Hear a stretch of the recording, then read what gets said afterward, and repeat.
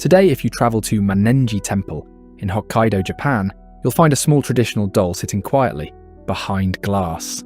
At first glance, nothing about it seems unusual. It wears a kimono, has a pale face, and black hair that falls around its shoulders. But this doll has become one of Japan's most famous mysteries because people say its hair never stops growing. Unlike many ghost stories, this one begins with a real place and a real object. The doll is still there. Visitors still come to see it. The temple still cares for it. The mystery is not whether the doll exists. It's about why so many people have believed for more than a century that something impossible happened to it. The story begins in the summer of 1918.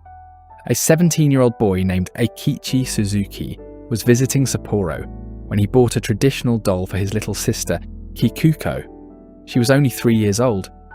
It was an ordinary gift, the kind an older brother might bring home after a trip. Kikuko loved the doll. She played with it every day and treated it as if it were a close friend. And remember, according to the family's account, the doll originally had a short and neat haircut that reached only to its jaw. But the following winter, tragedy struck. Kikuko became ill and died while she was still a small child. The exact illness has been described differently over the years, but the loss itself has never changed. Her family was devastated. They had hoped to bury the doll with her, but according to the story, passed down by the temple, they realised too late that it had been left behind. Instead, they placed it beside the family altar, where they prayed for Kikuko and remembered her each day. For a time, nothing unusual was reported. The doll simply remained where it was, becoming part of the family's daily rituals. Then they noticed something that seemed impossible. The doll's hair no longer looked the way they remembered it. The short haircut appeared longer. As time passed, it seemed to continue growing. To the family, there was only one explanation that made sense. They came to believe that Kikuko's spirit had entered the doll she had loved so deeply. Whether anyone else would have reached the same conclusion is impossible to know. But for grieving parents who looked at that doll every single day, the change felt real enough to become part of their daughter's memory. Year 1938, the Suzuki family prepared to leave Hokkaido for Karafuto. Rather than take the doll with them, they entrusted it to Manenji Temple, asking the monks to continue caring for it. That decision is one reason the doll still exists today. The temple accepted it and has preserved it ever since. According to the temple's account, the hair continued to become longer over the years. Eventually, the monks began trimming it whenever it became too long. Visitors who see the doll today are not looking at a forgotten family toy. They are looking at an object that has been cared for by generations of temple staff for decades. At this point, many versions of the story simply accept that the hair truly grows.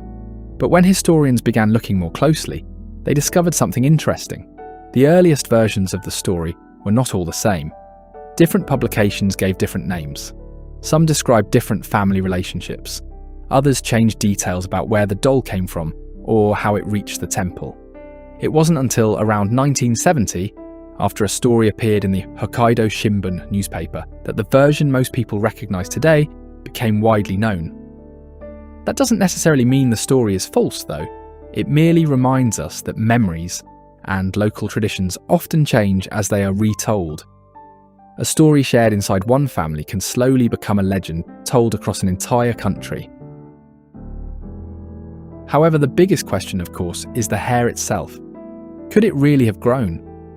Some people point to reports that the doll's hair was examined and found to be human. Even if those reports are accurate, that alone would not be surprising. Many traditional Japanese dolls were made using real human hair from the beginning. The harder question is whether the hair actually continued growing after the doll was made. There is no publicly available scientific study that demonstrates this happened. There are also no complete measurements taken over many decades that allow researchers to verify continuous growth. Over the years, the legend continued to expand, even if the facts did not. Some stories claimed the doll had begun growing teeth. Others said monks dreamed the doll asked for haircuts. These stories are popular online, but they are not supported by reliable historical evidence. Strip those additions away though, and something fascinating still remains. There is a real doll. There was a real family. A little girl really died. Her family truly believed they saw something they could not explain, and they entrusted that doll to a temple, where it has remained for generations. Perhaps that is why the Okiku doll continues to capture people's imagination. Not because it chases people through dark hallways or brings terrible curses, but because it sits completely still. Visitors stand before it and see nothing more than a small doll with black hair. Then they ask the same question that's been asked for more than 100 years. Did the hair really grow? Or did grief change the way people saw something they loved too much to let go? No one has been able to answer that question with certainty.